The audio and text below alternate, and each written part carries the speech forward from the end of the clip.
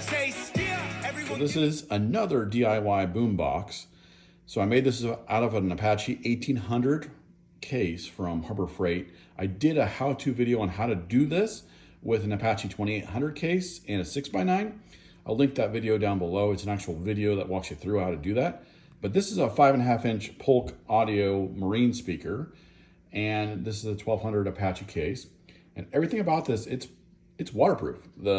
You can pretty much dunk this in the water if you wanted to. So what I did on this, I made this for my dad, and again, 5.25 speaker, and then the case, and then we got a little button over here for on and off. Right now it's on. So the case open, here's the speaker, wires and everything. Kind of cut out a hole here as well. Once I cut a hole out in there, so I can put the phone back. And my dad uses the Works batteries. You can do DeWalt and all that, or Ryobi if you want to, or they actually make rechargeable batteries too.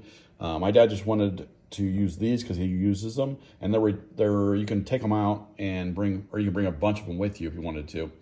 The one I have in the 2800 case should last you all day anyways, so we got the foam in here, and the wiring can be a lot neater, but what we did is we got the switch right here.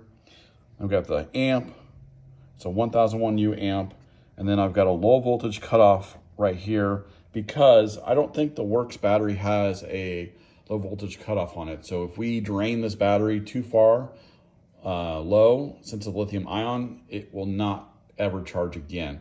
So we used the cutoff, or the low voltage cutoff, so that we can stop this from working after, I think it was 16 volts. That way we can at least charge it, and it saves the battery.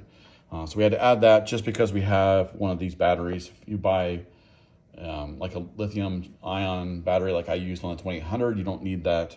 I'll leave the links of all this stuff in the description too, as well as along with the how-to video on my other case. Now it's pretty close to the same, but this one was a little bit more difficult to do just because there's not much space. I did lay the amp down just because of the fact that everything plugs in the bottom, and I used a DC connector for the power when I can hardwire it.